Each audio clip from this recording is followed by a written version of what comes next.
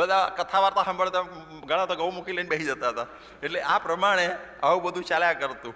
અને પછી 3.5 વર્ષે એ કેસમાં બોચાસણ સંસ્થાની હાર થઈ, સાંભળજો. અને વડતાલના પક્ષમાં એ કેસ આખો થયો 3.5 વર્ષે. અને 3.5 વર્ષે જ્યારે આ પ્રમાણેનું થયું, હવે એમાં પછી આપણે અપીલ કરી, એની યાદ રાખજો, અપીલ થઈ. અને એ પાછો કેસ નડિયાદની અંદર એ પાછો પછી પાછો ચાલ્યો નડિયાદની અંદર. અને એ વખતે 14/12/1940 દિવસે એ જસ્ટિસ કાપડિયા, એ પારસી હતા, એ જસ્ટિસ કાપડિયાએ એ સમયની અંદર પાછું જજમેન્ટ આપ્યું આની ઉપર. એપેલેટ ચુકાદો કહે છે ને, જેને એપેલેટ ચુકાદો આ બધા સમજો છો. હવે એ વાત છે ને ઘણી વખત સંપ્રદાયમાં કહેવામાં નથી આવતી. બોરસદ કેસની વાત કરવામાં આવે છે તો મેં તમને બહુ સ્પષ્ટ કહ્યું, પણ એના પછી જ્યારે તમે કહો ને હાઈકોર્ટની વાત કરવામાં આવે અને સુપ્રીમ કોર્ટમાં કોઈ જીતી ગયો એ વાત ન કરે અને હાઈકોર્ટની વાત જ આગળ રાખે, તો તમે બધા શું કહો એને? મૂર્ખ જ કહો કે બીજું કંઈ કહો? કે જ્યારે સુપ્રીમ કોર્ટમાં માણસ જીતી ગયો, હાઈકોર્ટમાં ન જીત્યો, તો પછી એને આપણે જીત્યો કહેવાય નહીં જ. એવી જ વાત અહીં પણ બની કે એ વખતે બોરસદની અંદર જસ્ટિસને ગમે તે રીતે કંઈક થયું હશે, આપણે બહુ ઊંડાણમાં હવે નથી જતા, પરંતુ એણે વડતાલ તરફી જ ચુકાદો આપી દીધો.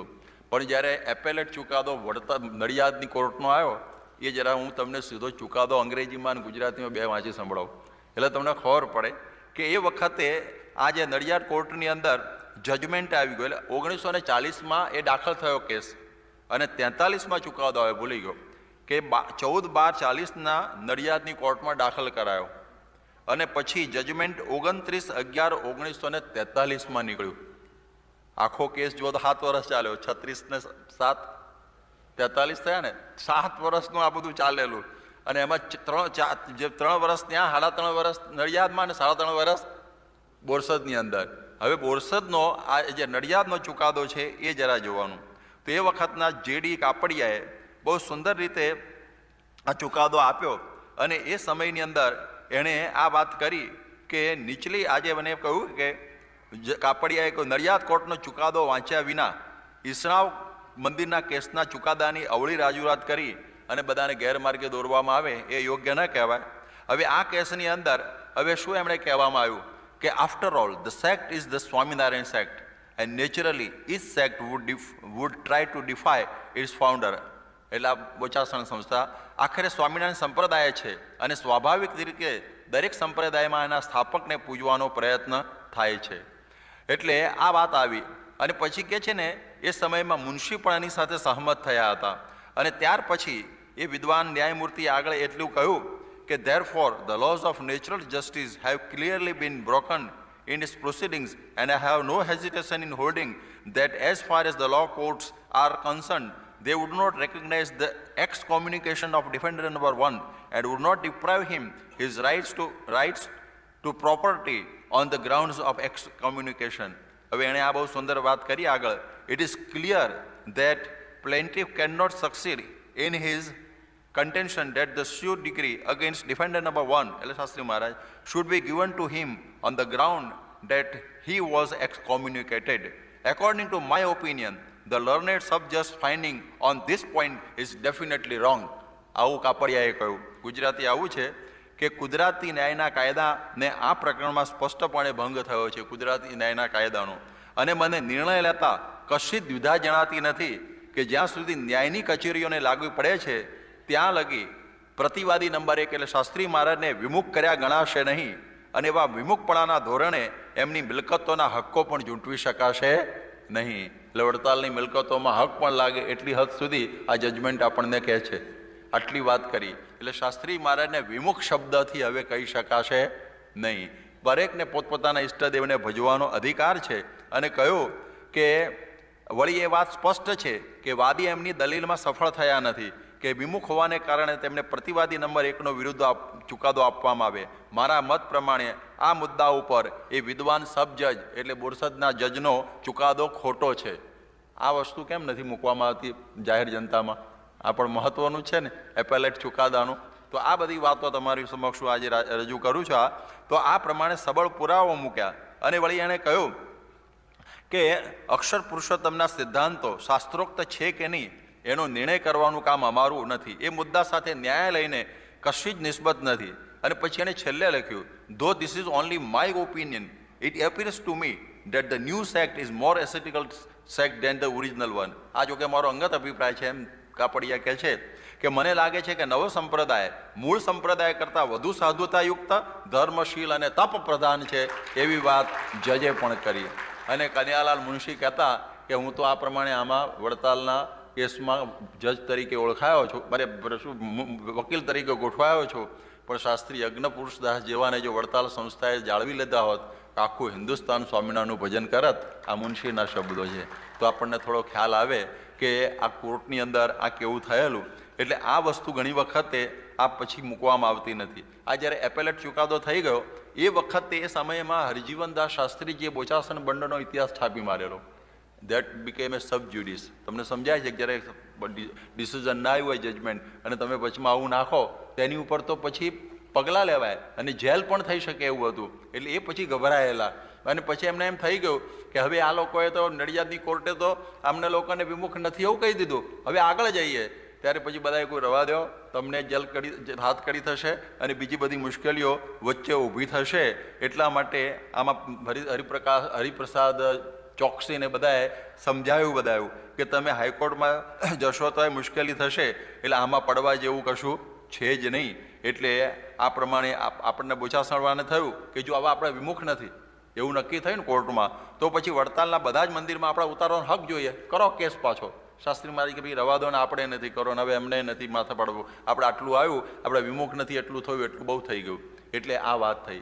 હમણાં તમને બધાનો થોડો ખ્યાલ હશે, જે ગુજરાતમાં છાપા વાંચતા હશે, કે શિવસેનાનો એક પ્રશ્ન ઉપસ્થિત થયેલો અને એમાં હિન્દુ શબ્દ ઉપર ધમાલ ઊભી થયેલી કોર્ટમાં, કે હિન્દુત્વ શબ્દ ઉપર શિવસેનાએ બાલ ઠાકરેનો પ્રશ્ન હતો કે ભાઈ હિન્દુથી વોટ જીતેલા ચૂંટણીમાં હિન્દુ શબ્દ વાપરીને આખો, તો હિન્દુનો અર્થ શું સમજવાનો આખો એક પ્રશ્ન ઉપસ્થિત થયેલો.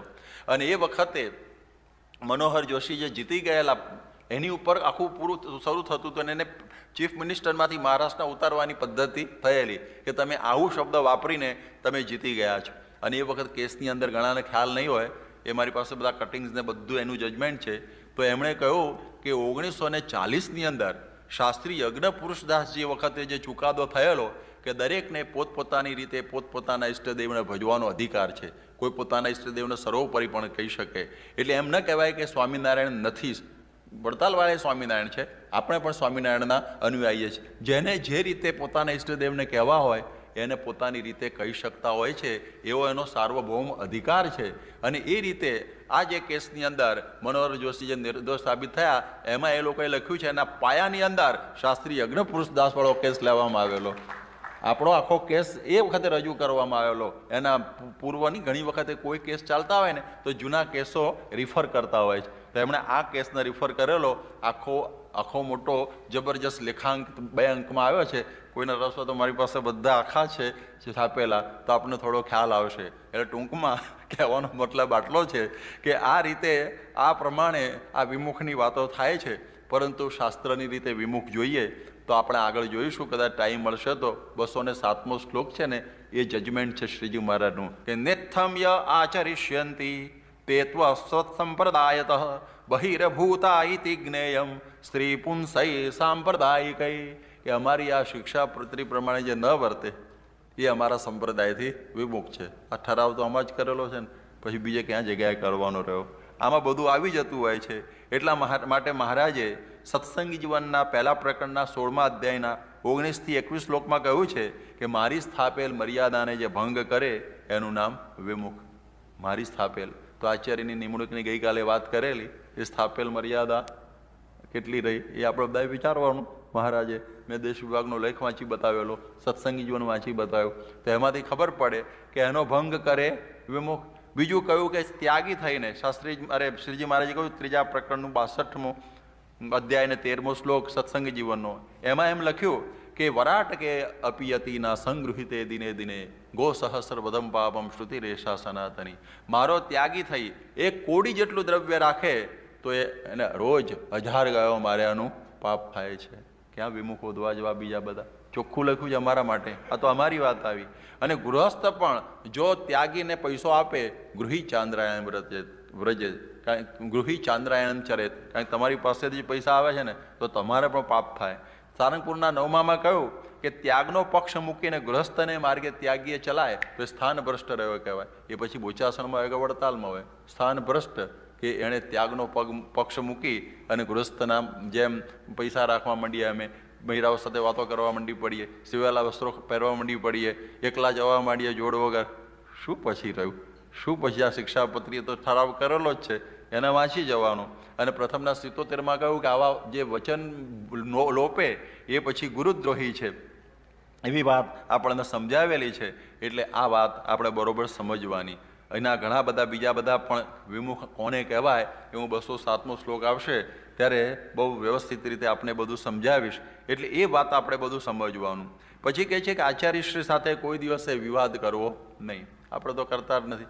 આપણે કોઈ કોર્ટમાં કેસ તો એક સંસ્થાકીય રીતે થયેલો, પણ આપણે બધાને ખ્યાલ હશે કે સંપ્રદાયની અંદર 40 વર્ષ સુધી ત્યાગીઓએ અને ગ્રસ્તોએ ભેગા થઈને આચાર્યશ્રી ઉપર કેસ કરેલા. એ તો કોર્ટની વસ્તુ છે, કે મારી ખાનગી નથી. આપણે કોઈ ટીકા કે પેલું નિંદા નથી કરતા, પણ કોર્ટ મેટર છે આખી. તો એ કેમ એવું બન્યું હશે? શું કામ જેને ગુરુ માની એની સામે આપણને કેસ કરવાનું મન થયું હશે? એક પ્રશ્ન થયો ને. એટલે એ પણ સમજવા જેવું છે. આપણે પ્રમુખ સ્વામીને ગુરુ માનીએ તો આવી રીતનો કોઈ દિવસ વિચાર પણ ઉત્પન્ન થાય નહીં. એટલે એ વિચાર આપણે સમજવાનો છે. બધા આપણને ઘણી વખત કહે છે કે બધા આપણી ચિંતા કરે કે ભાઈ તમે આચાર્યશ્રીને માનતા નથી. અમે કોઈ ભાઈ જુઓ, અમે તો પગે લાગીને નીકળ્યા છીએ. હજી પણ જ્યારે મળીએ ત્યારે દંડવટ કરીએ છીએ, ભેટ ધરીએ છીએ, સંપૂર્ણ મર્યાદા સાચવીએ છીએ. ખરી રીતે તો તમારે સાચવવાનું છે. આ તો કે મારા બાપને હું ના માનું, તમે માનો, એના જેવી વાત થઈને ઊભી રહી છે. ભાઈ તમે એને બરાબર વ્યવસ્થિત રીતે માનો, એનું સન્માન સાચવો, એને એ રીતે એનું રિસ્પેક્ટ કરો, તો એ તમે બરાબર છે.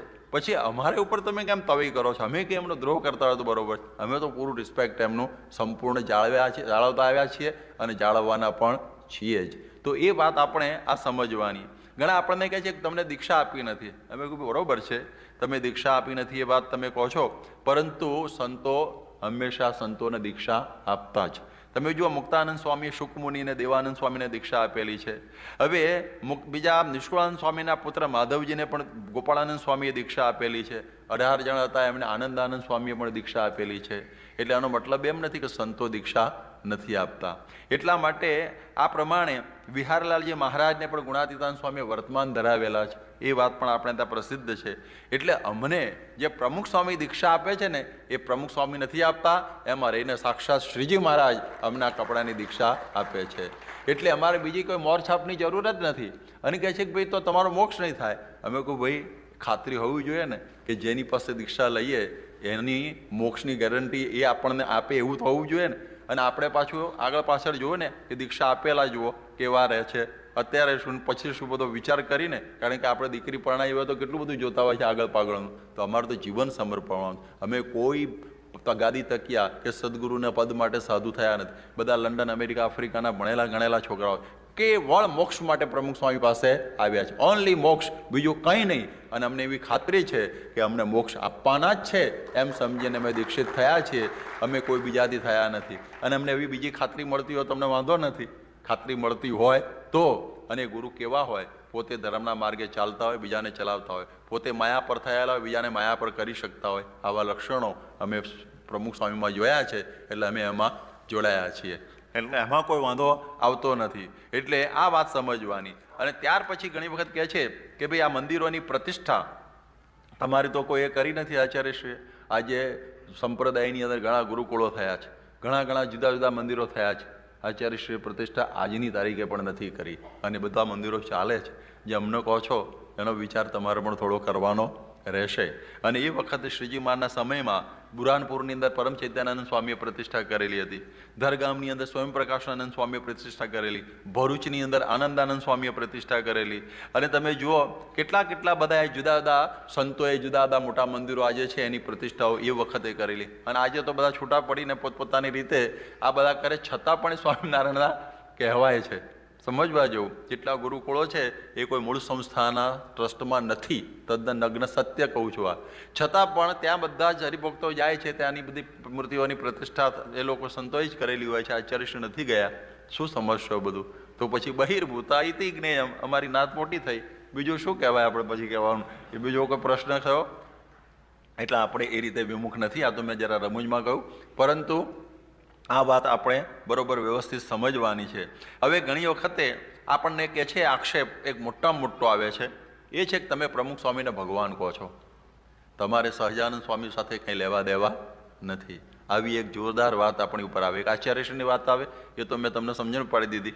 એનું તો ઘણું બધું છે, પણ આપણે એ સભાના સંકોચમાં આપણે કહી શકાય નહીં, યોગ્ય નથી ને કહેવાની જરૂર નથી હોતી. આપણે તો સૌની રીતે બધા સમજતા હોય છે, પરંતુ આ એક આક્ષેપ થાય છે એ આપણને નવે લાગે.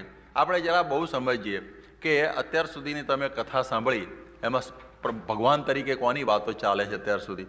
આપણે શું સાબિત કરીએ છીએ બધા વચનામૃતો અને બીજા અંતિજા શાસ્ત્રોથી? સહજાનંદ સ્વામી ભગવાન છે, એ જ કરીએ છીએ ને અત્યારના 2 દિવસથી એ જ ચાલે છે કે ભગવાન તો એક સહજાનંદ સ્વામી જ છે, એની આપણે બધી કથા ચલાવીએ છીએ. અને આપણે એ બીજું પણ સાંભળતા હશો તમે. બીજું શું સાંભળો છો? કે ગુણાતીતાનંદ સ્વામી અક્ષર બ્રહ્મ છે.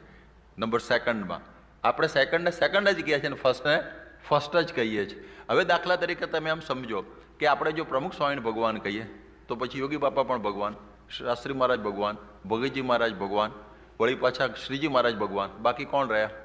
ગુણાતીતાનંદ સ્વામી. કે મને જ અક્ષર ઠોકી બેહાડ્યો, મને લાવો નહીં ભગવાન થવાનું, હાવ એને ખોટું ન લાગે તો એને ભગવાન કહે, તો અક્ષરની વાત આખી ઉડી ગઈ. સમજ પડે છે ને બધી? આમ જરા લોજિકથી અક્ષરની વાત જ આખી ઉડી ગઈ. આપણે ઉડાડવાની નથી, અક્ષરરૂપ થઈને પુરુષોત્તમની ભક્તિ કરવી છે. એટલે આપણા ગુણાતીત જ્ઞાનમાં વચ્ચે અક્ષરનો બેરિયર એવો મૂક્યો છે કે કોઈ દિવસ ભૂલમાં કોઈ ભગવાન થઈ શકે નહીં. થઈને કેટલું થવાનું છે? અક્ષર જેવા, અક્ષર પણ નહીં હો, ભગવાન એક અને અક્ષર પણ એક. અક્ષર જેવી પ્રિન્ટ્સ બધી ઘણી અક્ષર મુક્તોની, પણ નેગેટિવ અક્ષર તો એક જ. એટલા માટે જો કોઈથી અક્ષર બ્રહ્મ પણ ન થવાતું હોય, ખાલી અક્ષર બ્રહ્મ જેવા થવાતું હોય, પુરુષોત્તમની વાત જ ક્યાં? અને વળી શ્રીજી મહારાજે લોયાના 13માં કહ્યું કે અક્ષર પણ પુરુષોત્તમ જેવું થવા સમર્થ નથી, અને ભગવાન ધારે તો અક્ષરને પણ લીન કરી પોતાના સ્વતંત્ર રીતે અનંત બ્રહ્માંડોને ધારવા માટે સ્વરાટ રીતે વર્તી શકવા સમર્થ છે. આનાથી કેટલું મોટું પ્રૂફ જોઈએ તમને? પછી કોઈ કે તમે મહત્વ પ્રમુખ સ્વામીને વધારે આપો છો. આપીએ છીએ ચોક્કસ ગુરુ તરીકે, આપીએ છીએ ચોક્કસ, પણ કેવી તરીકે? ગુરુ તરીકે. એ ઘણી વખતે બધાને સમજાતું નથી. એટલા માટે આ વાત સમજવાની. એક વખતે એક ભાઈએ લંડનની અંદર જય બોલાય, પ્રગટ પુરુષોત્તમ પ્રમુખ સ્વામી મહારાજની જય, સ્વામીની હાજરીમાં. હિંમતવાળો કહેવાય. સ્વામી માળા ફેરવતા હતા એ વખતે મૂકી દીધી, અને જે ધમધમાયો સ્વામીએ કે કોણ છે આ બોલનારો ગધેડો, કે તરત જ કે આ કોઈ આપણો સિદ્ધાંત નથી. એટલે એ સિદ્ધાંત આપણો નથી. તમે જુઓ, પરંતુ પ્રથમના 27માં વચનામૃત પ્રમાણે, અંત્યના 26માં વચનામૃત પ્રમાણે, મધ્યનું 22મું, પ્રથમનું 44, બધા લંબાણ નથી કરતો, એ બધા વચનામૃત પ્રમાણે સંતની અંદર ભગવાન સાંગોપાંગ રહે છે. જેમ તમે જુઓ, બધામાં ભગવાન છે. કેવી રીતે? કર્મફળ પ્રદાતા રૂપે, કસાઈમાં પણ છે, ધામલામાં, બધામાં છે, બધામાં ભગવાન છે. બીજા સાક્ષી રૂપે. આપણાથી એક કીડી કચરાઈ ગયો તો આપણને દુઃખ થાય, કારણ કે અંદર રહેલો સાક્ષી કોન્શિયસ કહે છે કે આ ખોટું થયું, બરોબર? કસાઈ બકરું કાપે તો ખોટું થયું કહેનારો કોઈ નથી અંદરથી, એને પણ આપણને કે આ ખોટું થાય છે. એ સાક્ષી રૂપે સેકન્ડ. પહેલાં કર્મફળ પ્રદાતા રૂપે, બીજી સાક્ષી રૂપે, અને ત્રીજા સાંગોપાંગ પ્રમુખ સ્વામી મહારાજમાં. એને એ તો કરવાનું છે, પ્રગટ કરવાના છે. એટલે એ માટે આ મહત્વ આપણે સમજીએ છીએ. એટલે કહે છે ને કે એ સાંગોપાંગ રહ્યા, કે આ પટળી મળ્યા ભગવાનમાં, જેના આપમાં હરિનો વ્યાપ, સંત તે સ્વયં હરિ. આ પટળી મળ્યા ભગવાનમાં, જેના આપમાં હરિનો વ્યાપ, સંત તે સ્વયં હરિ. તો આ એક સિદ્ધાંત છે આપણો. નિષ્કાળ સ્વામી એમનામાં લખ્યું, પણ ભગવાન બની જતા નથી. ગુરુમાં ભગવાન, ગુરુ એ જ ભગવાન નહીં. આ સમજવાનું. જેમ આપણે પ્યાલો હોય, અહીંયા પાણીનો પ્યાલો લાવો, પ્યાલો તો કાચનો જ હોય, પણ આપણે એને પાણીનો પ્યાલો શું કામ કહીએ છીએ? કે એની અંદર પાણી ભરેલું છે. એવી રીતે એમાં ભગવાન રહેલા છે, એટલા માટે એને પાણીના પ્યાલાની જો ભગવાનના માણસ કહેવાય. તમે જુઓ કે પંગતમાં પીરસાતું હોય ને, આપણે ત્યારે ઘણા લાડુ લઈને જતા હોય, ત્યારે ઘણા ઉતાવળી આવે ને કે એ લાડુવાળા, હવે પેલો કંઈ થોડો સુરતી કંઈ લાડુવાળો છે, એનું નામ તો ચંદ્રકાંત ભૂપેન્દ્ર હોય, પણ પેલો લાડુવાળા, તો પેલો બિચારો આપે, એ સમજે કે મને જ બોલાવે એમ. અને કોક વળી હાવ ડબલ ઉતાવળી આવે ને, એ લાડુ ઉતારી, તોય પેલો સમજે કે ભાઈ એ મિસ્ટર લાડુ છે નહીં, છતાં સમજ્યા કે ભાઈ મને જ કહે છે કારણ કે મારી પાસે લાડુ છે. એ રીતે પ્રમુખ સ્વામીમાં ભગવાન છે, એટલા માટે આપણે એને ભગવાનના ધારક સંત કહીએ છીએ. એટલે કોઈ ઉતાવળથી પેલો ભગવાન બોલી જાય તો એનો અર્થ એમાં સમજવાનો કે આ પ્રમાણે અમે ભગવાનને ધારણ કરેલા છે, પણ એ વ્યક્તિ તો જુદી છે. પ્રમુખ સાહેબ ઘણી વખત કહે કે કોઈ કહે ને કે આ સંત છે, ભગવાનનું સ્વરૂપ, ભગવાન છે, તો કોને લઈને? તો સહજાનંદ સ્વામીને લઈને. મહારાજે કહ્યું કે મહારાજને લઈને મુક્તાનંદ સ્વામીને પણ ભગવાન જેવા કહેવાય, ભગવાન નહીં પણ ભગવાન જેવા. એવી રીતે શ્રીજી મહારાજને લઈને પ્રમુખ સ્વામીને ભગવાન જેવા કહેવાય, પરંતુ ભગવાન નહીં. પણ જો શ્રીજી મહારાજને ભગવાન કોને લઈને કહેશો તમે? કોઈને લઈને. એટલો ફરક પડી ગયો ને. પ્રમુખ સ્વામીને ભગવાન જેવા શ્રીજી મહારાજને લઈને કહેવાય, અને શ્રીજી મહારાજને ભગવાન કોને લઈને કહેવાય? કોઈને લઈને લઈને. એટલે એ સર્વતંત્ર સ્વતંત્ર થઈ ગયા કે નહીં? ફરક પડી ગયો કે નહીં? આટલો સમજો તો ઘણું આવી ગયું કહેવાય. તો આમાં ગેરસમજ બધી ઘણી નીકળી જાય.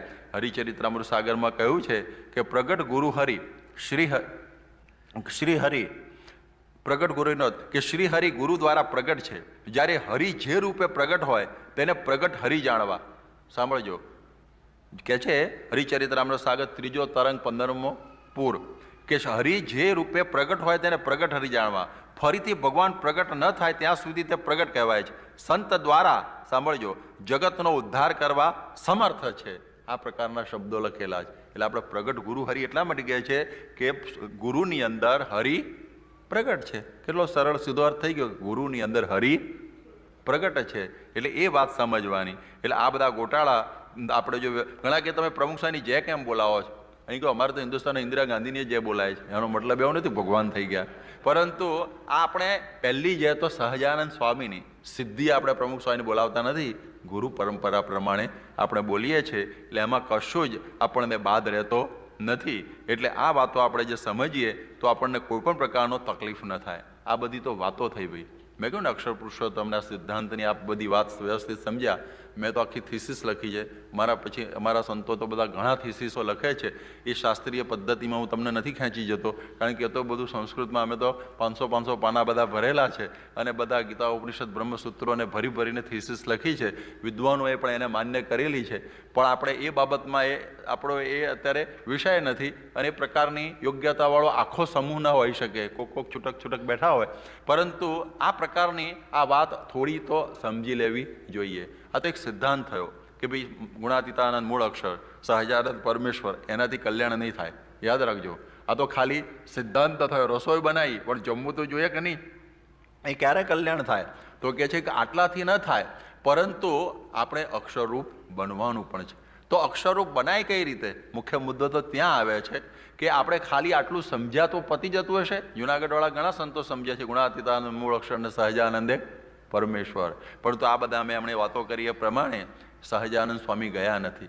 કલ્યાણ માટે એમણે છેલ્લે ગુણાતીતાનંદ સ્વામીના દર્શન દઈને કહ્યું, હું તમારામાં અખંડ રહ્યો છું, અખંડ રહ્યો છું ને અખંડ રહ્યો છું, દિવ્ય ભાવે સ્વરૂપે ગઢડાની અંદર. એટલે ગુણાતીતની અંદર મહારાજ અખંડ રહ્યા છે, જે વચનામૃતથી પણ આપણે જાણ્યું. ગુણાતીતાનંદ સ્વામી કોઈ બીજાના દેહ તો પડી જશે, હું તો ચિરંજીવી છું. એટલે એ ગુણાતીત જતા નથી, એના દ્વારા મહારાજ પ્રગટ રહે છે.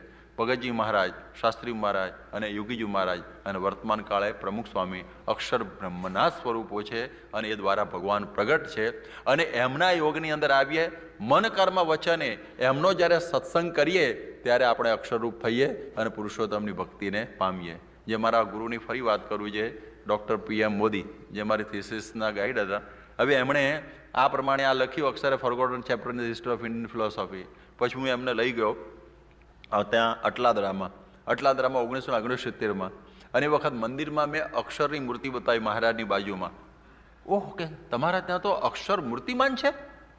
હું તો એમાં સમજતો તો અક્ષર કોઈ સમજ્યું જ નથી આખી દુનિયાની અંદર, અને મેં જ એકલા થીસીસ લખી. અને તમે તો અહીંયા સાહેબ તમારા ગામમાં છે, તો વડોદરામાં જ પધરાયેલી છે. અક્ષરની મૂર્તિ કે બહુ ભારે કહેવાય. અતિ બહુ આશ્ચર્ય પામી ગયા હતો.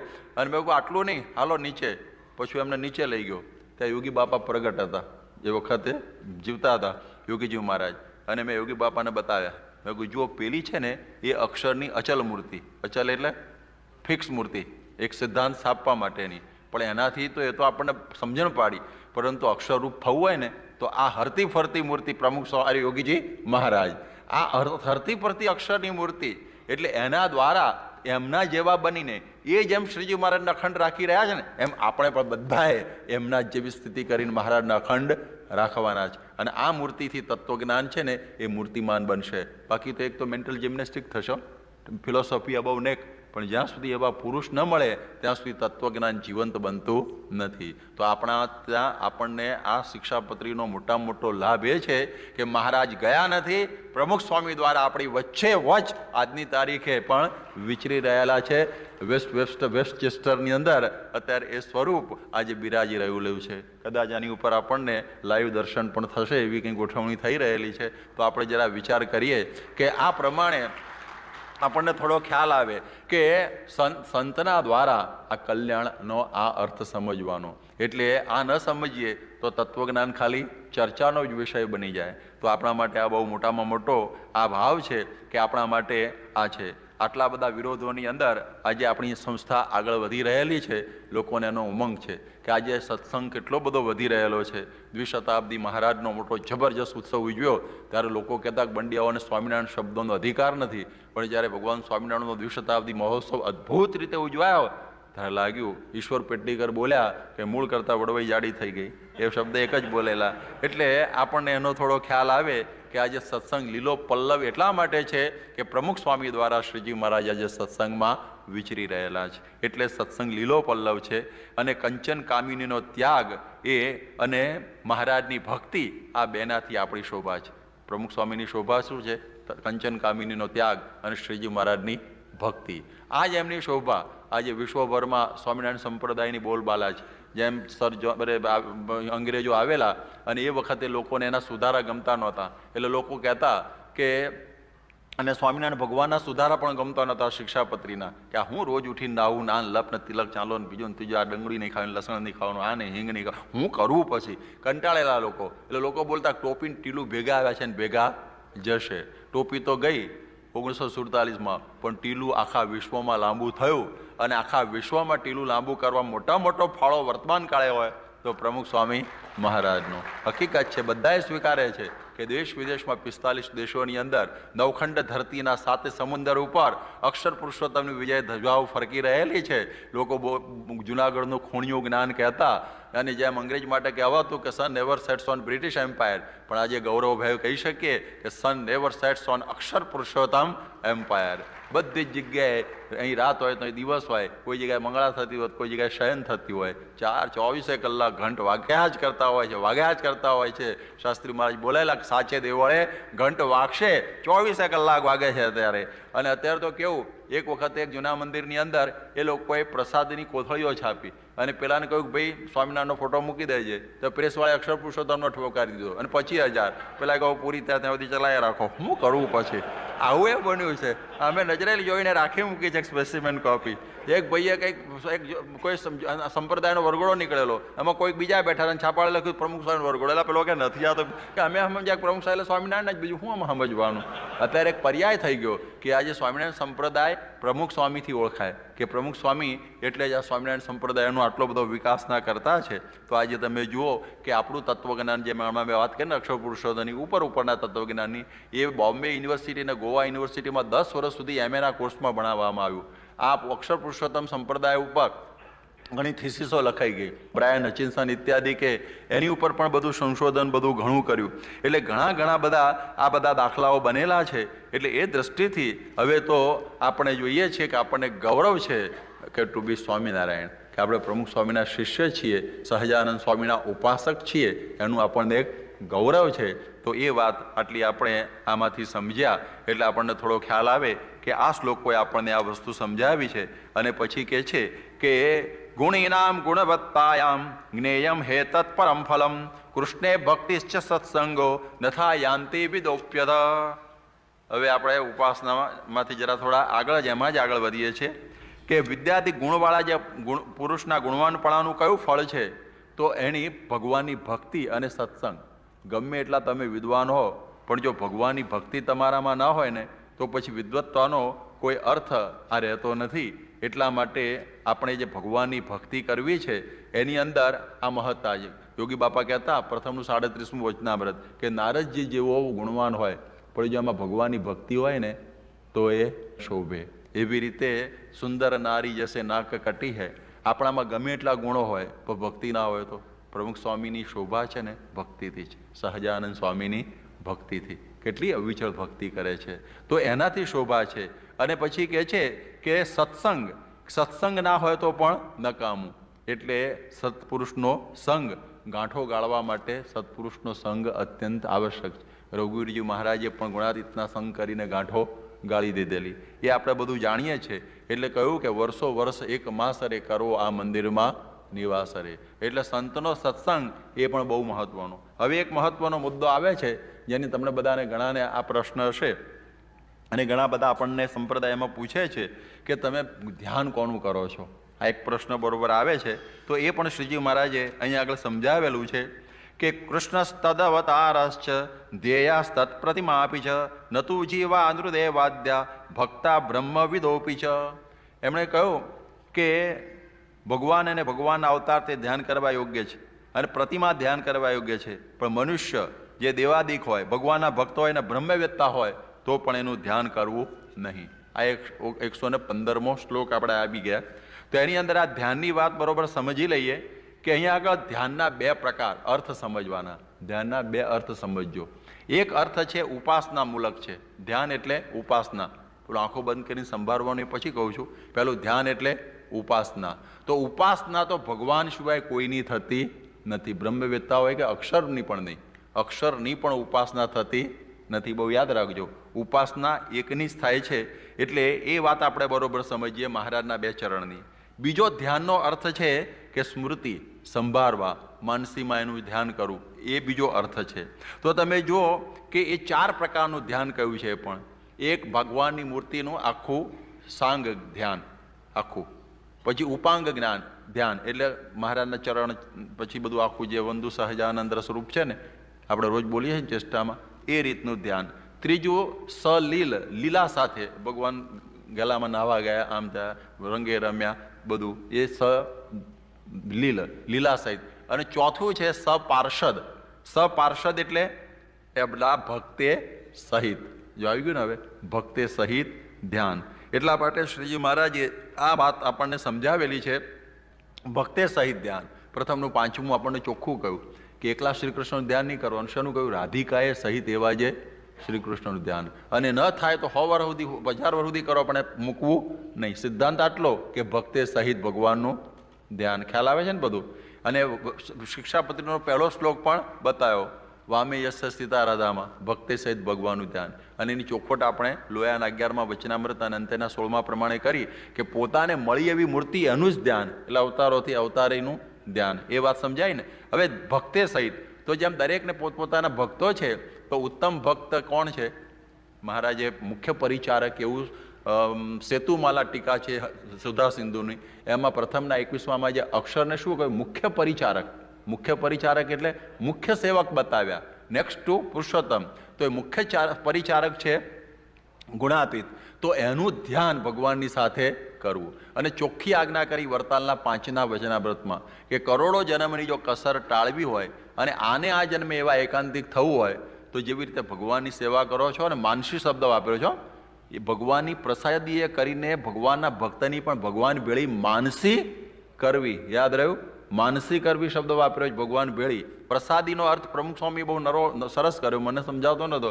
મેં કહું પ્રસાદી એટલે શું? કે એમાં સાંગોપાંગ ભગવાન રહ્યા છે, એનું નામ શું કહેવાય? પ્રસાદી. એમ માનીને એનું ધ્યાન આપણે કરવું. પણ એકલા પ્રમુખ સ્વામીનું નથી કરતા, પણ પ્રમુખ સ્વામીમાં રહેલા શ્રીજી મહારાજનું એ રીતે ધ્યાન કરીએ છીએ. જ્યારે મહારાજ પ્રગટ હોય ત્યારે જ્યાં જ્યાં વચનાવૃતમાં ભગવાનના સ્વરૂપ શબ્દ આવ્યો હોય ને ત્યાં સમજ્યું શ્રીજી મહારાજ પોતે. પણ અત્યારે ભગવાનના સ્વરૂપની વાત આવે તો ભગવાનનું સ્વરૂપ પ્રમુખ સ્વામી મહારાજ, કારણ કે અત્યારે એના દ્વારા મહારાજ પ્રગટ છે. એટલે એનું ધ્યાન કરવામાં કોઈ વાંધો નથી. શિક્ષાપત્રીમાં ભાષ્યમાં લખ્યું છે કે રાધાદયસ્તુ નિત્ય મુક્તા એતદ યોગેન પરસ્ય બ્રહ્મણ ઉપાસ્યતા કથમ ઘટેતી શંકાયા ના અવકાશ. એટલે આ બધા ભગવાનના મુખ્ય શું કહેવાય ઉત્તમ સેવક છે. તો એમાં તમે એનું ધ્યાન કરો તો ભગવાનની ઉપાસનામાં ભેદ પડી ગયો, એવું ભેદ પડી ગયો માનવાનું કોઈ કારણ નથી, એવું શતાનંદ મુનિ એમના ભાષ્યમાં લખેલું છે. ઉલટી વધુ બલવત્તર થાય છે. એટલે આ વાત સમજવાની. એમ કહે છે ને કોઈ જગ્યાએ મહારાજની એક મૂર્તિ હોય તો આપણે શું સમજવાનું કે એની અંદર અક્ષર લીન થઈને રહેલા છે. એ શિક્ષાપત્રીમાં આપણને સમજ્યું, ક્વચિત તદંગેતી સ્નેહા સતુ જ્ઞેય સદેકલ. ભગવાન એકલા લાગતા હોય પણ એમાં કોણ રહ્યા છે? ભક્ત ભેગા રહ્યા છે. એટલા માટે કહ્યું યત્ર મંદિરે એકેવ શ્રી કૃષ્ણ મૂર્તિ સ્યાદ. જે મંદિરમાં એક જ શ્રી કૃષ્ણ એટલે ભગવાન સમજવાના સ્વામિનારાયણ, એમની એકલી મૂર્તિ હોય તો કે અક્ષર ક્યાં ગયા? તો પછી કહેવાનું તત્રાપી સ શ્રી કૃષ્ણ રાધાદિ મંડળ સહિત ભાવ્ય. એમાં પણ સમજવું ભગવાન અંદર રહેલા જ છે. અને બાજુમાં હોય તો બાજુમાં છે, કોઈક વખત બાજુમાં હોય, કોઈ વખતે કહ્યું ને એ તે રાધા દયા ભક્તા તસ્ય શું પાર્શ્વ થકો. કોઈ વખત અક્ષર બાજુમાં હોય અને જ્યાં એકલી નીલકંઠ ઘનશ્યામ મહારાજની મૂર્તિ હોય ગોંડલમાં તો સમજવું કે અતિ સ્નેહે કરીને ભક્ત લીન રહેલા છે, પણ ભગવાન એકલા નથી. નતું જ્ઞેયસ્તદ એકલ, એને એકલા જાણવા નહીં. કેટલી સુંદર વાત લખેલી, ભક્તે સહિત ભગવાન. તો એ રીતે આપણે એનું ધ્યાન કરીએ છીએ કે બ્રહ્મ વેત્તાનું ધ્યાન ન કરવું એવું લખ્યું છે આમાં, ખબર? પણ બ્રહ્મ સ્વરૂપનો વાંધો નથી. એ વાત આમાં બતાવી છે ભવિષ્ય પુરાણના વિષ્ણુ ધર્મની અંદર કે આ બ્રહ્મસ્તંભ પર્યંતા સર્વે જગદ અંતર વ્યવસ્થિત. આખો વાંચતો નથી, પરંતુ એમણે કહ્યું કે બધા જે કોઈ મુક્તો હોય, અમુક કેવા મુક્તો હોય કે પશ્ચાદ ઉદબોધાશ છે, પાછળથી એ બ્રહ્મરૂપ થયા હોય, તો એ ધ્યાને ને એવા ઉપકારક. એના ધ્યાન કરવાથી તમને કોઈ દાડો ફાયદો થવાનો નથી. તસ્માત તદ અમલમ બ્રહ્મ નિસર્ગાદેવ બોધવત, કે જે નૈસર્ગિક બ્રહ્મ છે, જે મૂળ બ્રહ્મ છે, એનું જ ધ્યાન આપણે ભગવાનની પ્રસાદીએ કરીને ભગવાનની સાથે કરવું. આ વાત આપણને આ વચનામૃત લોયાના 11ના ફૂટનોટની અંદર આ મૂકવામાં આવેલી છે, વાંચી લેજો લોયા 11ની ફૂટનોટની અંદર. એટલા માટે આપણે બદ્ધ કે મુક્તના ધ્યાનનો મહારાજે નિષેધ ચોક્કસ કર્યો છે. બદ્ધ મુક્તનું પણ ધ્યાન ન કરવું, નિત્ય મુક્ત જેવું તો કંઈ છે નહીં, પણ મુક્તનું પણ ધ્યાન ન કરવું, પરંતુ આપણે તો અક્ષર બ્રહ્મનું ધ્યાન મહારાજ એમાં રહ્યા છે એમ માનીને આપણે મહારાજની સાથે કરીએ છીએ. એટલે આ પ્રમાણે અત્ર ભક્તાનામ ધીયત્વ નિષોધો અપી સ્વાતંત્ર્યેણ વિવક્ષિત નતું ભગવત પરિચાર્યા રતત્વેન. એકલા તમે કરો ને ધ્યાન તો તમને નુકસાન, પણ મહારાજની પ્રસાદી કરીને મહારાજ અંદર રહ્યા છે એમ સમજીને ધ્યાન કરો તો એમાં કોઈ વાંધો આવતો નથી, એવું ભાષ્યમાં કહેલું છે. એટલે આપણે આ રીતે આ બધું ધ્યાન કરીએ છીએ. દાદાના દરબારનું કરીએ, મહારાજ માણકી ઘોડી ઉપર બિરાજમાન હોય એનું કરીએ, તો પછી મહારાજ અક્ષર બ્રહ્મ સહિત બિરાજમાન છે એનું ધ્યાન કરવામાં શું વાંધો છે? એટલા માટે અહીં કહ્યું ને ભગવાનની મૂર્તિ, તો અષ્ટ પ્રકારની મૂર્તિમાં ભગવાન રહ્યા છે, બરોબર? તો પ્રથમના 68ના વટનાથમાં શું કહ્યું છે કે જેવી રીતે અષ્ટ પ્રકારની મૂર્તિમાં ભગવાન અખંડ રહ્યા છે, એવી રીતે સંત પણ મારી મૂર્તિ છે. સંત માન જો મારી મૂર્તિ રે, એમાં ફેર નથી એક રતિ રે. હું તે સંત હું ને હું તે વળી સંત રે, એમ શ્રીમુખે કહે ભગવંત રે. આ 9મી મૂર્તિ સંત. કેટલામી મૂર્તિ? 9મી મૂર્તિ થઈ ગયું પ્રથમનું 68નું વચનામૃત. એટલા માટે એ 9મી મૂર્તિ, તો જો મૂર્તિનું ધ્યાન થતું હોય, ભગવાનની મૂર્તિના ધ્યાનમાં લખ્યું છે 8 પ્રકારની, તો આ 9મા પ્રકારની મૂર્તિ પ્રમુખ સ્વામી મહારાજ થઈ ગયા કે નહીં? 9મી મૂર્તિ કે જે આ કાષ્ઠ પાષાણની મૂર્તિમાં પણ સહજાનંદ સ્વામી અખંડ રહે છે એમ માનીને આપણે કરીએ છીએ, તો હરતી ફરતી પણ ભગવાનની મૂર્તિ છે એમ સમજીને એનો કોઈ નિષેધ આમાં આવતો નથી. એટલે એ દ્રષ્ટિથી આ વાત આપણે બરોબર સમજ્યા. એટલે આ 115મો શ્લોક થયો. હવે શિરમોર શ્લોક આવે છે 116મો શ્લોક. 116મા શ્લોક છે જે તમે બધાએ ઘણી વખત એ બોલતા જ હો છો કે નિજાત્માનમ બ્રહ્મ રૂપમ દેહત્રય વિલક્ષણમ વિભાવ્ય તેન કર્તવ્યા ભક્તિ કૃષ્ણસ્ય સર્વદા. કે હવે કહે છે નિજાત્માનમ બ્રહ્મ રૂપમ. એની અંદર એમ સમજાયું કે સ્થૂળ સૂક્ષ્મને કારણ એ 3 દેહ થકી વિલક્ષણ એવો જે પોતાનો જીવાત્મા, તેને બ્રહ્મરૂપની ભાવના કરીને પછી બ્રહ્મરૂપે કરીને ભગવાનની ભક્તિ સર્વકાળને વિશે કરવી. આ જરા બરોબર વ્યવસ્થિત આપણે સમજી લઈશું. થોડો સમય છે, અડધો કલાકને એમાં, તો એમાંથી આપણને ખ્યાલ આવશે કે અત્યાર સુધી જે બધી વાતો થઈ એ બધી આપણે આચાર વ્યવહાર પ્રાયશ્ચિતની બધી વાતો થઈ, ઉપાસનાની પણ આપણે થોડી ચોખવટ કરી, અને હવે જે આવી રહેલું છે એ આપણા માટે સિદ્ધિ વર્તનની વાતો આવી. એટલે 212 શ્લોકોમાં આ શ્રેષ્ઠ શ્લોક આપણા માટે છે. એટલે ગુણાતીતાનંદ સ્વામીએ એક વાત સુંદર લખી કે આ શ્લોકમાં મહારાજે બધાને બ્રહ્મરૂપ કરી મૂક્યા, સુખ્યા કરી મૂક્યા. આ એક જ શ્લોકની અંદર એ કેવી રીતે કરી મૂક્યા એ આપણે હવે જસ્ટિફાય આપણે હમણાં કરી રહ્યા છીએ. અત્યાર સુધી સ્વરૂપનું જ્ઞાન થયું કે શ્રીજી મહારાજ મૂળ અક્ષર, સહજાનંદ સ્વામી શ્રીજી મહારાજ પૂર્ણ પુરુષોત્તમ નારાયણ, ગુણાતીતાનંદ સ્વામી મૂળ અક્ષર, પ્રમુખ સ્વામી મોક્ષનું દ્વાર. આ તો ટેબલ વર્ક થયું, આ તો સમજ્યા ખાલી. પણ હવે ફિલ્ડ વર્ક આવે વર્તનમાં આવવું જોઈએ ને આ બધું. આ તો ખાલી બોલી ગયા કે ગુણાતીતાનંદ સ્વામી મૂળક્ષર સહજાનંદ એક પરમેશ્વરનો પ્રમુખ સ્વામી મોક્ષનું દ્વાર, એટલાથી મોક્ષ થઈ ગયો. હવે શરૂઆત થાય છે. હવે તમને ફિલ્ડ વર્કમાં લે છે કે ફિલ્ડ વર્કમાં એટલે શું, દેહભાવમાં આવી જઈએ. દેહભાવમાં આવી જઈએ તો સ્વરૂપનું જ્ઞાન થયું કહેવાય નહીં. દેહભાવથી પર પહોંચવાનું છે તો જ આપણે સ્વરૂપનું જ્ઞાન થયું. આપણે ગુણાતીતાનંદ સ્વામીની એક વાત તમને બધાને યાદ હશે કે આપણો જન્મ 2 વાત સિદ્ધ કરવા શરૂ થયો છે. એક અક્ષરરૂપ થવું અને બીજું પુરુષોત્તમમાં જોડાવું. અક્ષરરૂપ થવામાં દેહ અંતરાયરૂપ છે અને પુરુષોત્તમમાં જોડાવામાં સંગ અનેક પ્રકારનો અંતરાયરૂપ છે. માટે 2 ખોટો ટાળવી. આ શ્લોક એની જ વાત આપણને સમજાવે છે. એટલે આ મુખ્ય આજ્ઞા છે એ છેલ્લી સ્થિતિ છે. 16 આની સત્સંગ છે. આ 16 આની સત્સંગ. એટલા માટે આ પ્રમાણે નાવું ધોવું, પૂજાપાઠ, ધર્માદો આપવો એ તો આવશે બધું. હજી એ તો બધી નાની નાની આજ્ઞાઓ છે. પણ આ આત્મશુદ્ધિની આ વાત આવી ગઈ છે. ભાવડામાંથી બ્રહ્મરૂપ થવાની વાત આવી ગઈ છે. સ્પિરિચ્યુઅલ ઇવોલ્યુશનની વાત આવી ગઈ છે. એ આપણા માટેની આ જરૂરિયાત. એટલા માટે કહે છે કે આ સ્થિતિની અત્યંત જરૂરિયાત છે. કારણ કે આવા પ્રસંગો બનવાના કે પોતાને બ્રહ્મરૂપ માનવું. આ મોટામાં મોટું અજ્ઞાન કેવું કે આ દેહને આપણે હું કરી માનીએ એ મોટામાં મોટું અજ્ઞાન. મહારાજને પરમહંસોએ કહ્યું, મહારાજ તમે કહેતા હોય તો મટકું ન ભરીએ, તમે કહેતા હોય તો અમે ઊભા સુકાઈ જઈએ, તમે કહેતા હોય તો અન્ન ન લઈએ, પાણી ન પીએ. મહારાજ કહું તમે બધું કરી શકો છો એમ મને ખબર છે, પણ મારે તમને આટલું જ કહેવાનું છે કે માનો ચૈતન્ય રૂપ તમારું, દુઃખ રૂપ દેહ તેથી ન્યારું, આપણે આત્મા નહીં દેહ. કે આપણે આત્મા છીએ પણ દેહ નથી. આ માનો સુકાઈ જવું સહેલું, અન્ન છોડી દેવું સહેલું, પાણી છોડી દેવું સહેલું, અરે હવા છોડીને મરી જવું પણ સહેલું, પણ બ્રહ્મરૂપે વર્તવું એ અતિ અઘરું છે. એ સમજવાનું. આપણે તો કોઈ ગાળ દઈ ગયો અપસેટ થઈ જઈએ. આપણે કોઈ ગાળો બોલી ગયો હોય અપસેટ નથી થઈ જતા. હવે આપણે સમજીએ દેહથી આપણે જુદા છીએ પણ આપણે અપસેટ થઈ જઈએ છીએ. પ્રમુખ સ્વામી મહારાજ છે અને બોચાસણમાં એક ભાઈ ગાળો દઈ ગયા, ખૂબ ગાળો બોલી ગયા. અને મારી હાજરીમાં શરૂની વાત છે. આપણે જરા થોડા ગરમ થઈ જવાનું હોય પણ સ્વામી હાથ પકડ્યો કે બોલવું નહીં, મોટા છે. એટલે હરિભગત હતા, એ તો જતા રહ્યા. સ્વામીનો ઊંઘવાનો ટાઈમ હતો. સ્વામી સૂઈ ગયા. પેલા ભાઈને હું મૂકીને આવું છું, બધું બારણું બંધ કરી, ત્યાં તો સ્વામીના નસકોરા બોલે. તો મને તો ઊંઘ આવી નહીં ઠેઠ સુધી. સ્વામી ગાળો ન બોલી ગયો, મારી ઊંઘ ઉડી ગઈ. અને પછી તો સ્વામી જાગ્યા. મેં કહું બાપા પેલો આટલી બધી ગાળો બોલી ગયો અને તમે તો એમને હોઈ ગયા અને તમે તરત જ ઊંઘી ગયા. સ્વામી કે દેહ ન બોલી ગયો, આત્માને ક્યાં બોલી ગયો. પણ એ વખત ક્યાં જુદું કઈ રીતે પાડવું પડે છે. આપણે વિચાર કરો. આ બધી સરખામણી હું કરીશ તમને. આપણે પડે છે ખાલી તમે બેઠા અને હું કહું એ દેશમાં તો નડિયાદ તમારા માટે પહેલાં ભાઈ બહુ ખરાબ બોલે. અઠવાડિયું હું અહીં ઉડી જાય લેવા દેવા વગરની, વગર વિઝાની ટિકિટ આવી જાય મૂંઝવણ લેવા દેવા વગરની. આવું બને જ છે આપણને. આવા પ્રસંગો બની જતા હોય.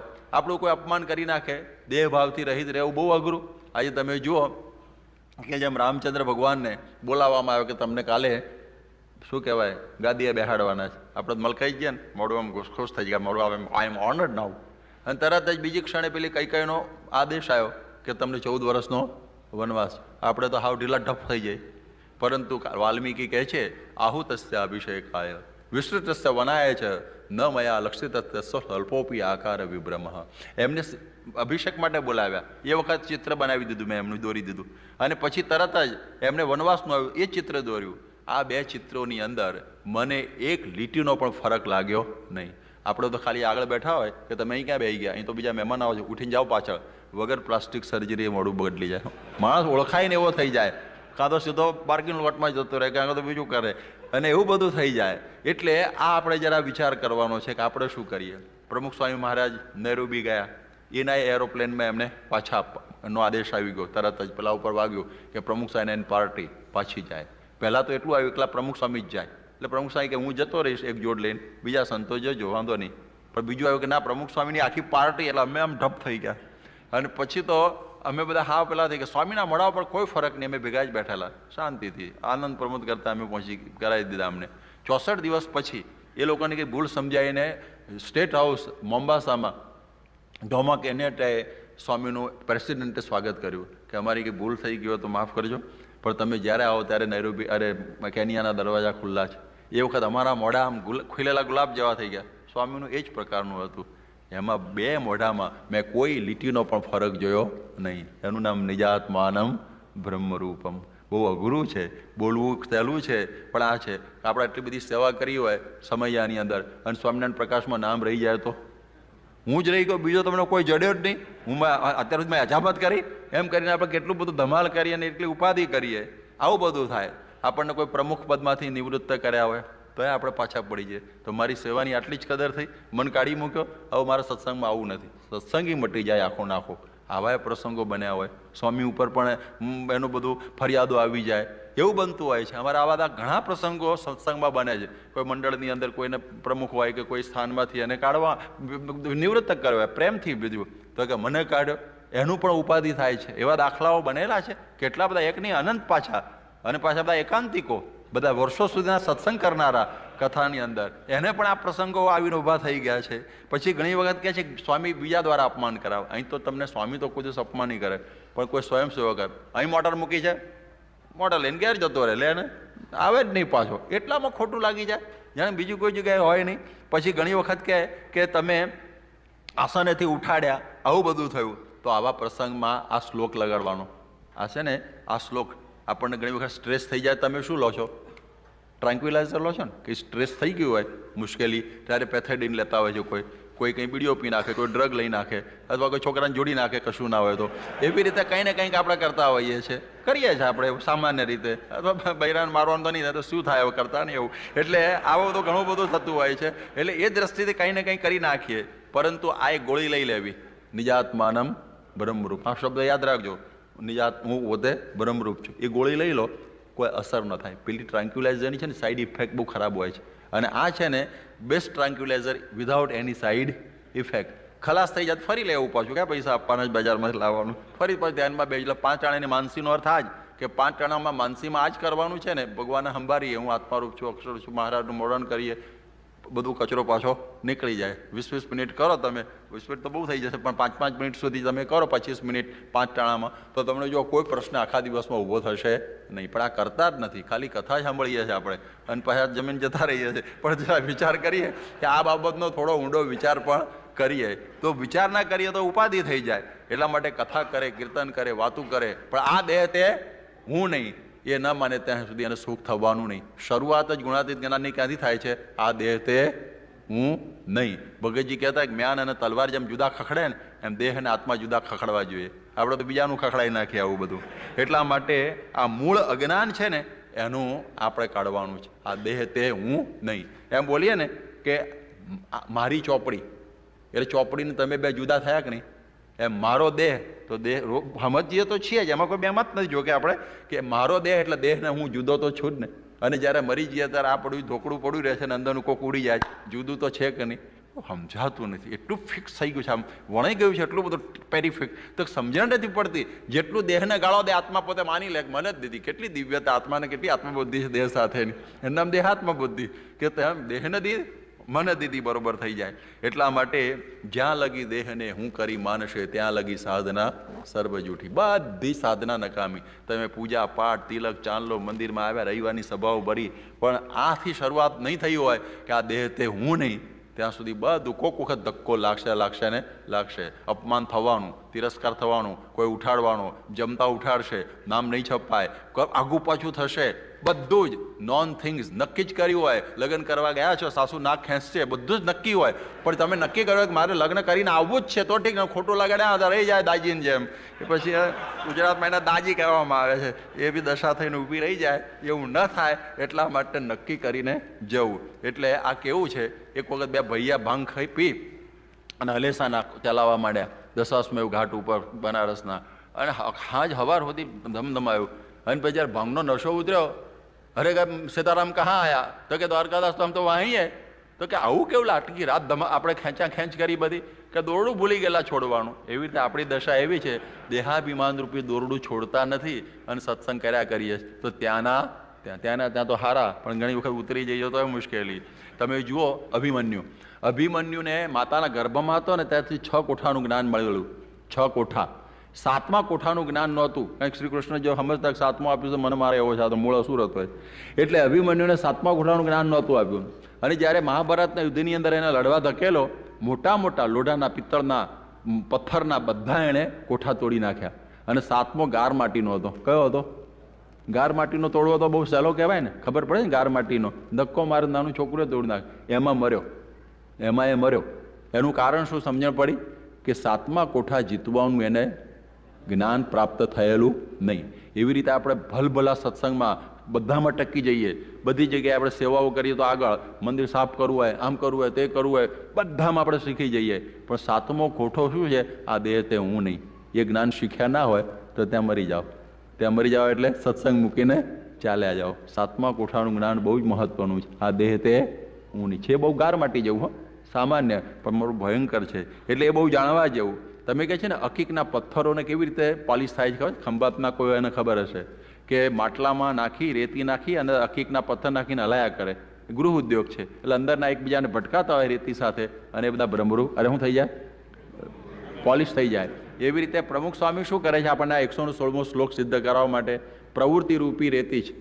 પ્રવૃત્તિ રૂપી રેતી. આ મંદિર બાંધવાના છે, આ કરવાની છે, રસોઈ કરવાની છે, સાફસૂફ કરવાની છે, આ બધી પ્રવૃત્તિઓ, બધી પ્રવૃત્તિને કે સંતોને અને પ્રવૃત્તિ શું લેવા દેવા? પણ તમારા કરતાં કોણ જાણે, અમારે વધારે એવું લાગે. તે બધી પ્રવૃત્તિ તમારા અમારા બધા એ કોમન જ છે. એ પ્રવૃત્તિ રૂપી રીતિમાં આપણા બધા ખરબચડા અકીકના પથ્થરો નાખેલા, તમે ને અમે બધા. અને પ્રમુખ સ્વામી બેઠા બેઠા હલાવે છે. હવે જો એમાં હરખા રહ્યા તો પોલિશ, અને રહી ગયા તો આઉટ. એટલા માટે આપણે સમજવાનું કે આ રીતનું હોય છે. એટલે ઘણી વખત તમને અવ્યવસ્થા જેવું લાગે, આ બરોબર નથી, આ સત્સંગમાં આ બરોબર નથી, આ અવ્યવસ્થા નથી, એ રાખવામાં આવેલી છે જાણીને કે તમે એમાં કેવી રીતે હરખું વર્તો છો. અવ્યવસ્થા નથી, સુવ્યવસ્થા છે. ખબર પડી? અવ્યવસ્થા લાગતી હોય તો પણ સુવ્યવસ્થા છે. અમે એક વખત અલિયાબાડામાં ગયેલા યુનિવર્સિટીમાં, ડોલરાય માકણની. હવે એમાં છે ને લાઇટ નહીં, જાજરું નહીં, નળ નહીં. લોકો આવું કેવું? કે આમાંથી ગ્રામ સેવકો પેદા કરવાના છે. અને એ લોકો આવું જો અહીં ફેસિલિટી જોઈ જાય તો ગામડામાં આવું નહીં મળે તો પછી કશું કામ ના કરે. અત્યારથી પ્રેક્ટિસ આપીએ છીએ. એટલે આપણે આવી થોડી અવ્યવસ્થાની પ્રેક્ટિસ રાખવામાં આવેલી છે. જેમ તમે કહો ને સીધું દોડવું તો બધાએ દોડે, પણ પેલું હર્ડલ્સવાળું વિઘ્ન દોડ, પેલું લીંબુ ચમચો દોડ, કોથળાની અંદર ટાંગો નાખીને દોડવાનું કેટલું અઘરું પડતું હોય છે. તો એ પ્રમાણે આવું બધું મૂકવામાં આવેલું છે. નહીં તો સીધું તો બધું જવાય એવું છે, પણ થોડું વાંકું જાણીને મૂકેલું છે કે તમે કેવી રીતે વર્તી શકો છો એવી પરિસ્થિતિની અંદર. એટલે સંપ્રદાયમાં અવ્યવસ્થા હોય ને તો સમજવું કે આપણા સ્વભાવ ટાળવા માટે જરા ગોઠવેલી વ્યવસ્થા છે, તો તમને કોઈ તકલીફ પડશે નહીં. ને તો શું આ બધા લઈ મંડ્યા છો? આ તો કંઈ રીત છે? ત્યારે આ પ્રકારની આ વાત આપણે થોડી સમજવાની. એટલે આવો પ્રસંગ બનવાનો. બ્રહ્માનંદ સ્વામી કેવા મોટા સંત કહેવાય, પણ એમનો રિજેક્ટ કરેલો ચેલો મુક્તાનંદ સ્વામીએ સાચવ્યો કે ભાઈ કદાચ આ જતો રહે એના કરતાં બ્રહ્માનંદ સ્વામી કાઢી મૂક્યો છે, મારી ભેગો રહેશે તો સુધરશે. તો બ્રહ્માનંદને ખોટું લાગ્યું કે મારો કાઢી મૂકેલો મુક્તાનંદ રાખે કેમ? પગે લાગવાનું બંધ કરી દીધું અઠવાડિયું. શું સમજે છે મુક્તાનંદના મનમાં? મહારાજે કોઈ આ સદગુરુ થઈને આ દશા થઈ, ગુણના ભાવ રહી ગયા. મહારાજે બોલાવ્યા બ્રહ્માનંદ. બ્રહ્માનંદ બહુ હોશિયાર હતા, સમજી ગયા કે પકડી ગયા. એમાં વળી જીવું બોલ્યા કે અમારા તો છોકરાઓની, અમારા તો ગ્રસ્ત હોય તો અમારા છોકરાના ઝઘડા હોય. હું આ સાધુઓને હું ઝઘડા, કોકનો છોકરો ચેલો બનાવ્યો ને આમાં થયું. બ્રહ્માનંદ તો સમસમી ગયા, પણ ચારણ બહુ. મહારાજ કહું બ્રહ્માનંદ આવું કેવું? કે મહારાજ મારો કંઈ વાંક નથી, હું મરવા પડેલો. એ વખતે બધા હરિભક્તો કહ્યું બ્રહ્માનંદ સ્વામીઓ કથા વાર્તા સારી કરે છે તો સત્સંગ સારો ચાલે છે, અને મરી જશે તો સત્સંગમાં તકલીફ થશે. પણ મહારાજી કહ્યું કે એનું પૂરું થયું છે, હવે કરું હું. તો પછી મહારાજી કોઈ કંઈક ઉપાય છે, બધા અઠવાડિયું આવરદા આપો, તેમાંથી પછી આ જીવી જાય. એટલે મારે છે ને મારી પોતાની પ્યોર આવરદા તો ખલાસ થઈ ગયેલી. હવે આ ધર્મદાની કાચર કુચરવાળી આવરદા ઉપર જીવું છું. એમાં જીવવા જેવી કોઈ વઢકણી ડોશીની આવરદા આવી ગયેલી, મારું અઠવાડિયું બગડ્યું, બાકી મારું બગડે એમ કરી એને જવાબ તો ઠપકારે, પણ એક વખત ભૂલ તો થઈ જ ગઈ. સમજણ પડી બધી કે પછી એમને એમ ગયું. એટલે એ પ્રમાણે આવો પ્રસંગ બને કે એણે જવાબ આપ્યો, પણ એ વખત ગુણના ભાવમાં આવ્યા ને. એટલે મહારાજે કહ્યું તમે તો હજી ગુણ બુદ્ધિવાળા સત્સંગી છો. સાચા સત્સંગી તો અમારા પર્વતભાઈને ગોરધનભાઈ છે કે નિજાત્માનમ બ્રહ્મરૂપ રીતે વર્તે છે. એટલે તમે જો બે ગ્રસ્તોને મૂકી દીધા, પર્વતભાઈ ને ગોરધનભાઈ. ગોરધનભાઈ છે ને બૈરા છોકરાવાળા. એક વખત એને જમવા માટે સાકર આપી તો ખાઈ ગયા, આટલી કંઈક સાકરનો મુઠ્ઠો આપ્યો છે, પછી એટલું જ મીઠું આપ્યું, એ તો જમી ગયા. પછી ગોરધન શું ખાધું? કંઈ નહીં, ભગવાનની મરજી. હવે આપણે તો એક જરા આગુ પાછું થયું તો પછાડીએ, પણ આ કેટલી સ્થિતિમાં વર્તતા હશે એ ગોરધનભાઈ. પર્વતભાઈને મારે જે ધક્કો મારત કૂવામાં પડી ગયા. એટલે મહારાજ કોઈ જોવા પર્વતભાઈ તો કૂવામાં પડી ગયા, અને એના વહુને કહ્યું તમે ચૂડી ભાંગવાનું કરો, તમારા ધણી તો ડૂબી ગયા. કે એ તો ઘણી વખત મહિનો કૂવામાં તળીએ બેસે. ઓ તારી પલી હતા. હવે આ ટાઈપના બધા હતા. એટલે હવે આવી ટાઈપના આત્મારૂપે વર્તનારા બધા હતા. એટલે આ સમજવાનું. બાકી તો પૂર્ણાનંદ સ્વામી જ્યારે મહારાજે એક જગ્યાએ દેવી તાવડા જતા રસ્તામાં ઝાડ નીચે બેઠા તો પૂર્ણાનંદ સ્વામી મોડા આવ્યા, એટલે જગ્યા રહી નહીં, ઊભા રહ્યા. એના મને કોઈ ખસીને મને બેહાડે, કારણ કે આઈ એમ સદગુરુ, હું સદગુરુ છું. મહારાજ બોલ્યા, કોઈ માનની મૂર્તિ જોઈ? કે ના. હા, પૂર્ણાનંદ. જગ્યા ખોદવાની હોય, આગળ થોડી સભા છે, તો કે આમ સામાન્ય ઇન્ફોર્મલ બેઠા છીએ, બેસી જવું જોઈએ. અને સાંભળ્યું ને જે લાગ્યું કે મારું બધાની વચ્ચે અપમાન, ઘેર જતા રહ્યા. પાછા પૂર્ણાનંદમાંથી હેબત પરના ગજો ગઢવી થઈ ગયા પાછા. આવું પરિસ્થિતિ થતી હોય છે. એટલા માટે આપણે પણ આ સમજવાનું કે આપણે સ્વામી બોલાવે, ચલાવે, આગળ બેહાડે, આપણને આપે, એમાં રાજીપો માની દેવાની જરૂર નથી. એ તો આપણને આગળ વધારવા કહે છે. પણ આપણે સમજવાનું કે મારે આજે આ નિજાત્માનમ સિદ્ધ કરવાનું બાકી છે. એટલે ટાગોરે કહ્યું કે ભલે ભગવાન તમારા સુધી પહોંચ્યું નહીં, પરંતુ મને એટલી તો બુદ્ધિ આપજો કે મારે આટલો રસ્તો કાપવાનો બાકી છે. ચરણ રૂકે તહાં કાશી ન માની લઉં. આટલું સમજવાનું છે આપણે. આ રસ્તો જે 16આની સત્સંગનો 116મો શ્લોક સિદ્ધ ન થાય ત્યાં સુધી શિક્ષાપત્રીનો કોઈ ફાયદો થવાનો નથી. એટલે એ પ્રેક્ટિકલ છે. એટલા માટે મહારાજે પ્રથમના 23માં કહ્યું કે બધી ભક્તિ દેહાત્મ બુદ્ધિ સ્વતી ભક્તિ કરીએ છીએ. એટલે અહમ ભાવ અને મમત્વ ભાવ પારદર્શક માયા છે, દેખાય નહીં પરંતુ આપણને રોકે. જેમ પેલા ટ્રાન્સપરન્ટ ગ્લાસ હોય છે ને, આમ દેખાતા આરપાર દેખાય, પણ તમે જાઓ તો ભટકાવો કે નહીં. અમારા અરવિંદ ગુરુ ભટકાણા હતા તો માથું તૂટી ગયું. લાગે આમ બધું એવી રીતે પ્રમુખ સ્વામી અહીં જ બેઠેલા દેખાય, પરંતુ વચ્ચે માયા છે, આપણે એમને પહોંચી શકતા નથી. એટલા માટે આ કહ્યું કે અનંત જુગ વીત્યા પંથ કાપતા તોય અંતર રહ્યું લગાર, કે છે ને પ્રભુજી નથી વેગળા, આડો પડ્યો છે અહંકાર. આ અહંકાર આડો છે, આપણને દેહ ભાવ જવા દેતો નથી. એટલા માટે આ એક શ્લોકે પાર થઈ જાય એવો અદ્ભુત શ્લોક છે. એટલે બ્રહ્મરૂપ થવા માટેનો આ શ્લોક શ્રીજી મહારાજ દરેકને આ સિદ્ધ કરાવતા કે ભાઈ આત્મનિષ્ઠા દ્રઢ કરો. આ ખાલી આત્મનિષ્ઠા નહીં, લુખ્ખી સબીજ આત્મનિષ્ઠા. એક હરિજનના છોકરાને પણ મહારાજ અગતરાયમાં ચોંટી પડ્યા. પેલા તું કોણ છું? મા બાપ હું તો હરિજન છું. કારણ કે પેલા શબ્દ આવું તો હરિજન શબ્દ નથી બોલાતો, એ પણ એટ્રોસિટીનો કેસ થઈ જાય એવું થઈ ગયું છે હવે તો. કારણ કે દેવદાસીના છોકરાઓને હરિજન કહે છે લોકો, એટલે હવે એ પણ બધું, એટલે હવે તો હું કહેવું એ બધું શોધવાનું છે ડિક્શનરીમાંથી. પણ કહેવાનો મતલબ એ છે કે આ પ્રમાણે મહારાજે કહ્યું તું હરિજન કે વણકર કહીએ આપણે, વણકરનો છોકરો નથી, તું આત્મા છું. બિચારાને ગોખાયો, અડધો કલાક મહેનત કરી. મહારાજ કહ્યું બોલ તું કોણ છે, સાચું કે હવે મા બાપ તમે અડધો કલાકથી ચોંટ્યા છો એટલે હું આત્મા છું, પણ સાચું પૂછો તું છગનો ડેટ છું. ઓ બાપા, આવું બોલીને ઉભો રહ્યો. આપણે પણ એવું થાય, અત્યારે બધી કથાઓ સાંભળ કરો છો ત્યાં સુધી બધા આત્મારૂપ છીએ તમેનું. પણ એવો કંઈક પ્રસંગ બન્યો અને સ્વામી અપમાન કર્યું કે કોઈએ આ પ્રમાણે ગોંડળમાં ઉતારો હરખો ના આપ્યો, હતા એના એ થઈ જાય ને, પાછા જે હતા એના એ થઈ જાય ને. આપણી દશા આવી થઈ જતી હોય છે. તો એ ન થાય એનું આ જ્ઞાન આપણે રાત દિવસ ચલાવીએ છીએ. એટલે આ પ્રમાણે ખાલી આત્મનિષ્ઠાથી નદી તરાય પણ સમુદ્ર કોઈ દિવસ તરાતો નથી. એટલે ઉપાસના વાળી જોઈએ. આત્મનિષ્ઠા કેવી જોઈએ? ઉપાસના. એકલી આત્મનિષ્ઠાથી કંઈ નહીં થાય, ખાલી નિજાત્માના બ્રહ્મરૂપમથી નહીં થાય. ઉપાસના રૂપી વાણની પણ જરૂર પડતી હોય છે. એટલા માટે અક્ષર બ્રહ્મનો ગુણ છે ને એ દાસત્વનો ગુણ છે. માટે પુરુષોત્તમનું દાસત્વ પ્રાપ્ત કરવા માટે બ્રહ્મરૂપ થવું પડે જ. એટલા માટે જેમ ચંદ્ર ઉપર જવું હોય તો એના કોસ્ચ્યુમ જુદા હોય કે નહીં? લેંગો જબ્બો પહેરીને ચંદ્ર ઉપર જવાય નહીં, એના કોસ્ચ્યુમ જુદા હોય. એવી રીતે વરુણ લોકમાં રહેવું હોય તો આપણો દેહ કેવો હોવો જોઈએ? જળ તત્વ પ્રધાન હોવો જોઈએ. એવી રીતે બ્રહ્મધામમાં ભગવાનના અક્ષરધામમાં રહેવું હોય તો આપણો દેહ કેવો હોવો જોઈએ? અક્ષર દેહ હોવો જોઈએ, ભાગવતી તનુ હોવું જોઈએ. ખ્યાલ આવે છે ને? એટલા માટે ધામમાં રહેવા માટે પણ બ્રહ્મરૂપ થવાની બહુ જરૂર છે. જેમ ચંદ્ર ઉપર જવા માટે ચંદ્રને અનુકૂળ કોસ્ચ્યુમ પહેરવું પડે, એવા વસ્ત્ર પરિધાન કરવા પડે, એમ ભગવાનના ધામમાં રહેવા માટે પણ દેવમ ભૂતવા દેવો એ આપણે બ્રહ્મરૂપ થવું પડે.